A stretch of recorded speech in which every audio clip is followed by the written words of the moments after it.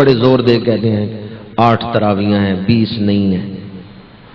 یہ لوگ جو پاکستان میں کہتے ہیں نا 8 تراویاں ہیں 20 نہیں ہیں، یہ بات بات پر حرم شریف کے حوالے دیتے ہیں. مکے میں اس طرح ہوتا ہے، مدینے میں اس طرح ہوتا ہے. تو میں کہتا ہوں تراویوں کے مسئلے میں بھی ذرا وہاں کی مثال دو نا. تراویاں مکہ شریف پڑھی جاتی ہیں 20، مسجد نبی میں پڑھی جاتی ہیں 20. تراویوں کے معاملے میں یہ لوگ وہاں کا حوالہ نہیں دیتے، بلکہ آخری دنوں میں تو مدینہ شریف 20 تراویاں، 2 گھنٹے بعد پھر قیام اللیل، وہ 10 رکعتیں پھر اور پڑھائی جاتی ہیں. تو نماز تراوی کی جو سنت تعداد ہے وہ ہے 20 تراوی. کتنی تعداد ہے؟ یہ تراوی کا لفظ ہی بتا دیتا ہے. ترویہ کہتے ہیں 4 رکعتوں کے بعد بیٹھنا. اگر یہ 8 رکعت ہوتی تو ترویہ تین کہہ سکتے تھے، تراوی نہیں کہہ سکتے تھے. چونکہ عربی زبان میں بڑی فصاحت ہے، اس میں تثنیہ کے لیے الگ لفظ ہے، جمع کے لیے الگ لفظ ہے. یہ تراوی تثنیہ کا لفظ نہیں، جمع کا لفظ ہے. اگر 4 رکعتوں کے بعد بیٹھنا ہوتا اور تراویاں 8 ہوتی تو پھر بیٹھنا کتنی دفعہ ہے؟ تو ترویہ تین کا لفظ ہوتا، تراوی کا لفظ نہ ہوتا.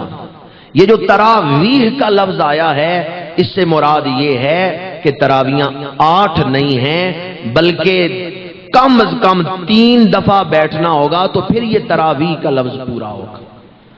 اور جو منقول احادیث مبارکہ ہیں ان سے یہ بات ثابت ہے کہ نماز تراوی کی جو سنت تعداد ہے صحابہ کرام نے جس پر عمل کیا ہے وہ 20 رکعت ہے.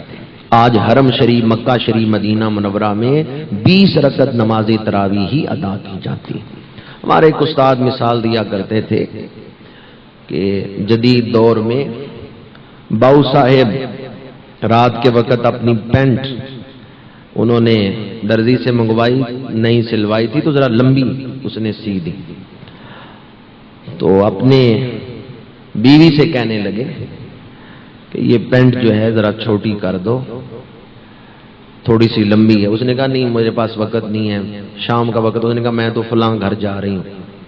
بیٹی سے کہا، اس نے کہا نہیں مجھے وقت نہیں ہے، میں ٹیوشن پڑھنے جا رہی ہوں. بیٹے سے کہا تم درزی سے کروا لاؤ. اس نے کہا میرے پاس وقت نہیں ہے، میں کھیلنے جا رہا ہوں. باؤ صاحب نے خود ہی کوشش کی، انہوں نے وہ پاجامہ چھوٹا کر لیا، سی کے رکھ دیا.